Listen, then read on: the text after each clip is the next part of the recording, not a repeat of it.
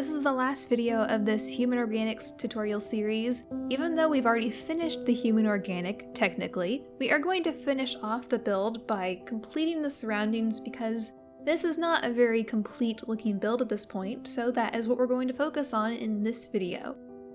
Now ideally, you should have had this all planned from the beginning, but since I'm trying to figure this out as I go, I am going to figure out this step right before we go in and actually build it.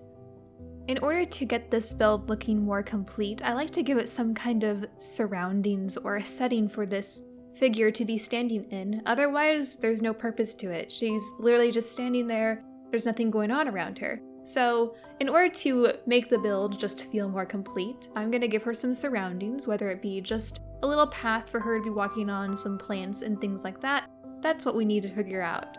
Plus, if I decide to showcase this later, it will just look a lot better in a render by adding these things. I don't need to sketch this out in great detail because I will figure it out in-game, but it does help to visualize a little something so I can kind of see the direction I'm going.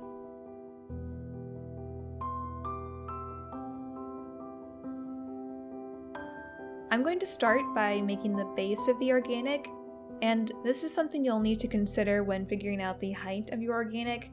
It is nice to have extra space in order to add things underneath or even above. These are all things that should have been considered from the beginning, but I do know I left lots of extra space, so we should be fine. I'm not much of a terrain builder, but what I usually like to do when doing a base for organics like this, if it's an outdoor environment, is I usually just start with GoBrush, which is the flint is what you need to use it, and I think it's free. I think you can just go download it and put it on your server. But with this command, all I have to do is left click this and it gives you the GoBrush menu, very similar to GoPaint. And I already have it enabled, and I selected just any of these patterns that I felt like I wanted. For the scale that I'm doing this with, because it's such a large organic, it really doesn't make a difference which one of these I use, because these are more useful if you're doing player scale, terrain, or things like that. But for the larger scale stuff, it doesn't make too much of a difference because I just need a quick way to get down some texture. So this is what I like to use, and I have a fairly large size and intensity around 5 because that's the height of it. It doesn't need to be super tall. And I am going to use the Voxel Sniper blend ball brush too to help smooth things over. The rest of these I'm going to keep as they are. And I'm just going to go off to the side here. I don't want to do this near my organic because it will mess it up. So I'm just going to go over here and just start clicking around and making a random base. Right now, all I'm thinking about is making a layer of dirt/grass. It's all going to be textured and recolored later, but right now I'm just trying to get an overall size and some texture down here. I'm sure there's other commands you can use. I know Arceon also has the TerraGen command, which I haven't experimented much with, but that's another option. If you wanted to just generate some terrain really quickly, you could do that. I like using GoBrush just because I like the feeling of manually painting the blocks down, but it doesn't make too much of a difference. I'm trying to get this to go extra big. I can always trim it down later, but I just want it to be large enough to fit my organic on top somewhere and big enough for me to put some things surrounding her, like additional plants or boulders or things like that. I'm going to make a blend ball brush with Voxel Sniper and see about smoothing some of this. I might need to make the size quite large. So I'm just going to go back and forth between all of these commands, going to the GoBrush and then going back to Voxel Sniper, and I'm just going to start playing around with this until I get an interesting terrain-like texture. I don't mess around with this stage too much for large organics, but some things I do need to consider is if she is walking on some kind of path, I might want to make the pathway a little bit shallower than like the grassy areas. So I might want to have more texture and more hilliness to the places where the grass is going to be. There's just little things like that I could consider, but for the most part, it's pretty straightforward. I'm usually pretty picky about how my ground is. I don't like little holes appearing anywhere, so I might come through here and clean some things up. But this is good enough to start. And what I usually do to paint this is I usually just take Go Paint and paint over it pretty quickly. So I don't spend too much time coloring this, but I do consider all the things I've talked about in the previous video where I was doing gradient texturing and things like that. But I do typically just have to manually paint it. The thing about the surroundings, especially for something like this where I'm just showcasing a single organic, is you don't want the surroundings to detract from the main organic. So the texturing and things like that doesn't have to be super complex. It can be simpler and you can get away with it. As long as your organic has a lot of detail because it's the main focal point, the rest of it doesn't have to be as detailed necessarily. To make this a little easier on myself, I'm going to replace all of this to a placeholder block. Then I'll be able to paint it more easily and I can see exactly where it all is. I want to experiment with painting this, so I'm going to try to do a very quick paint job using some kind of pattern. So let's do the cell pattern. I'm trying to remember what green concrete powder is. It's something like that, but let's just see what this looks like. Okay, that was not the right concrete powder, so let me try that again. I think it needs to be 13. There we go, it's a little better. Okay, that grass is very, very bright. I like the contrast with the actual organic, but I'm not sure if I want the grass to be that bright. Let me look for some other blocks I can try. So I can play around with this and try different things. I'm not sure if I like the dark prismarine after all. I thought I might like that bluish texture to this, but now I'm going to try it without it. Okay, I mean, I'm not so sure, because I do like how it contrasts the main build, but I'm still not certain if I like it 100%. I feel like if I wanted to go with the teal, I'd have to get rid of the green concrete powder. I think I'm going to settle with this just as a base. I'm going to paint over it some more, but these are the blocks I'm using: jungle wood, concrete powder, green terracotta, and green wool. So that's all of the blocks that I've got down here.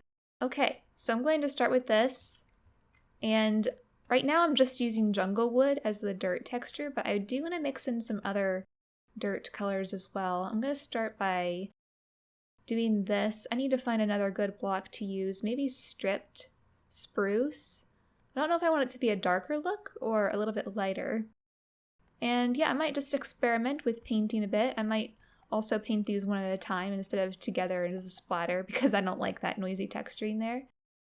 But I'm just going to paint a little bit more dirt on in places where I think it would appear. Kind of making a little path, but not making it super clear, still leaving patches of grass in between and all of that. I think it needs a little more contrast, so I'm going to look for a darker brown. Maybe like the brown terracotta, or I was going to use soul sand, but I think I used that on the organic, so I'm going to try this one. Mask over the jungle wood, and then, yeah, we'll keep it like that.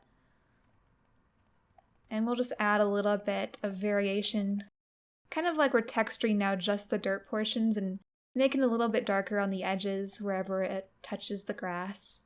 I don't think there is a right or wrong way to do this. You just play with it until you get something that you're happy with.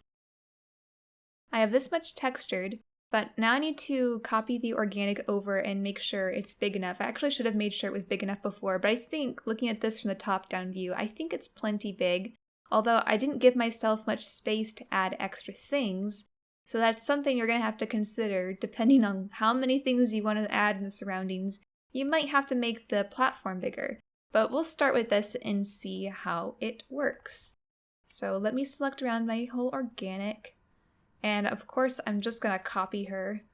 I am not going to delete her completely from this spot. So we're just going to make a copy from wherever she's touching the ground. So that would be right here. I'm going to copy her. And this is roughly in the center of the entire organic. So I just need to look for wherever I think that foot is going to go here. I see some diamonds back there I didn't color. I'll get those in a minute. But let me find a nice flat spot. If I can't find a flat spot, I'll just adjust it by hand later. I can always add to this. I might put her a little bit forward. I'll put her foot on this flat portion and see how she fits. So we'll do paste -A to start. I think I got that nice and centered. It looks pretty decent. There's a little bit of space for me to add extra things, and I think it will be good enough. Already, it's looking so much better with just that little bit of texturing below her. It just makes it look more natural for her to actually be in a setting. The first thing I'm going to add to the base now is I want to add some giant boulders because they fill in space nicely and they just look really nice. So I'm going to use the Arceon boulder brush for this. If you don't know how this command works, I will link to it in the description, but this is the command for 1.14 and up. It is a little bit different for 1.12, but if you're in 1.14 or higher, you're going to do arcbrush, boulder, and then we're going to enter the block. I'm going to use a placeholder, so 57, and then the size, I'm going to make it fairly large. I'm going to say 20. Amount, the amount is like the smoothness of it. So I'm going to make it a little bit, I don't want it to be too smooth, so I'm just going to make it, I'm going to do 0 actually for smoothness. And then we have to do height and width. I'm going to make the height 20, the width 30, so it's going to be a very large boulder here. Let's go ahead and enter that. And I want to also mask, well, Gmask or mask, one of those. I'm gonna mask air, and then I'll only be affecting the air blocks, and I won't be messing with all that stuff I just did before. And that's a lot smaller than I was thinking it was gonna be. But yeah, I'm gonna put a couple of those sizes down. I'm gonna go into my brush again. I'm gonna change the size to be 50 and 80. I want it to be very, very big. So let me see if I can get that out here. Okay, so there's a much bigger boulder that does fit the setting a lot better. Now, this is something I haven't talked about yet, but I have to think about how I want the edges of this to be as well. Sometimes people like to finish off their builds by giving it a shape to be sitting in. So it could be a circle shape if I wanted to trim it to a circle, or I could keep it like this with the blocks just being very jagged on the edges. Or sometimes what I do is make it a very random polygon shape. So I'm not sure if I'm actually going to clean up these edges, so it might be okay for this boulder to be going to the edge there. I think that should be fine, because I don't think for this particular one I will be cleaning up the edges. Let's try making a slightly flatter boulder on this end. I'm not sure if I like this one. I think I'm going to give it a little bit of smoothness just for some variation. Alright, so we got that boulder there, and I'm just gonna keep messing around with this command and just placing boulders wherever I think they're needed and changing the size and just getting this place to look like nature, I guess. I think I have enough boulders now, and I'm gonna quickly paint over them, and then we'll texture them after this. I don't really know what the best way to texture rocks and terrain is. I know there's some other commands that some people use, like the angle, replace angle command and things like that, but I still just prefer doing stuff by hand a lot of times, just because I can be more precise, and I find it a little more enjoyable too. So I did a little bit of hand painting. I also used a little bit of the darken brush that I showed in the previous video. I used that ever so slightly on some parts, but most of it was just painted by hand. It doesn't have to look perfect since a lot of it will be covered up by plants eventually, and that is what we're going to work on next.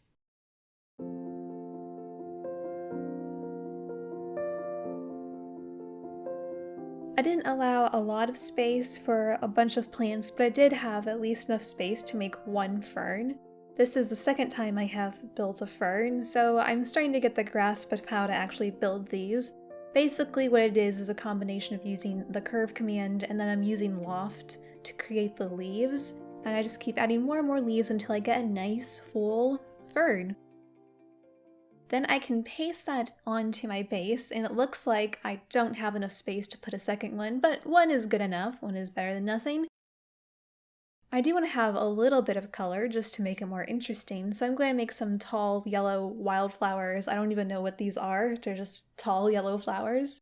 These are done using loft to create the initial stems, and then the rest of it is just done by hand. They're actually very relaxing to build. And once those are done, I'm going to make some more ground flowers that are white. I only built a couple versions of these by hand and made sure to rotate them as I pasted them around. Something to keep in mind is to not make it obvious that things are copy and pasted. It's perfectly fine to copy and paste the same asset, but just make sure to rotate it every once in a while, or make a couple variations of it so that it doesn't look too obvious that that's what you did. I just have one more thing I want to mix in this before calling it done, and that's just some grass. And I'm going to show you a very quick way to make grass if you have the loft command. It's actually the same command I used to make the stems over here for the yellow flowers. And after I discovered this trick, I use it all the time to make grass. It's just so convenient. So I'm just going to use the loft tool like normal, but I'm going to create a single frame as tall as I want the grass to go. And I'm just going to randomly create these frames, but just making the loft straight up in the air. I want the path to kind of go wherever I want the grass to appear, so I'm just randomly placing these. If I want to add a little curve to the grass, you can always do that. It doesn't have to be straight up. But basically, wherever this line is with the loft command is where a grass blade will end up. So the more random you make it, the better. Obviously, I can also add different heights of grass this way, and I can try to add as much variation. So I have this line weaving in and out. If there's a gap that I want to fill in later, that's no problem. But I'm just going to, actually first let me Gmask air just to make sure I'm not messing with anything else. Then I'm going to set this to a placeholder just so I can see it more easily, and then we're just going to enter a different number. And this number will be however many blades of grass we want. 10 is kind of low, so I'm going to start with 15. 15 is still kind of low, but I don't want to put too many because if it's too close together, I can see the path that it's making more easily, and we don't want that. So that is what 15 blades of grass looks like spread around that distance. I could possibly do a few more, so we'll try 20. I don't want to overdo it though because I don't want you to be able to see that clear path that the grass is doing. And if I wanted to trim this down some, I could. Some of this grass is a little bit taller than I would like, but that's basically all I do. And then I'm going to just repeat this process everywhere else around the build. And yeah, this is a great quick way of filling in all of these empty spots on the build. I think over here I want to mix in some extra tall grass by the wildflowers. So I might put 3 points for each frame instead of just 2. That way I can have more of a curve to them. And if you put some grass down and you still think, oh, it looks too obvious that they're following a specific path, sometimes what I do is just remove a blade every now and then just so it doesn't look like they're all in a row. This doesn't look too bad though. I'm just going to leave those there for now. Those ones bend a lot more than these ones over here. And these ones over here still might be a little bit tall, but all we're trying to do is just fill in a little bit all around the build. So I'm going to continue filling in all of this grass and I will be right back with you. The alternative to doing it this way with loft would be to just do it by hand or make little clumps of grass and copy and paste it like we did with the flowers. But I would recommend using loft if you can, just because it makes it a lot easier.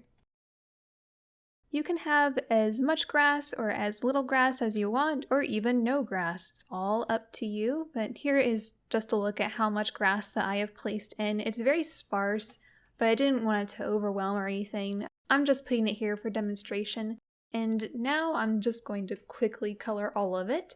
I already have the whole thing selected, and I'm just going to replace that diamond with a very generic green block such as lime terracotta. I think that is good enough. I'm not going to go any further with this.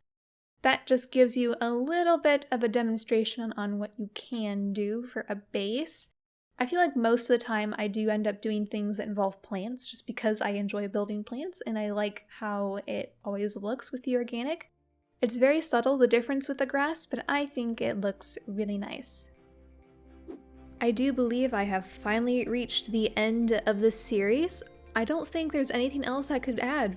If you've learned nothing else from watching this, just know that Minecraft is an art form, and doing anything like this takes time and patience, and it's not something that you're going to just do overnight.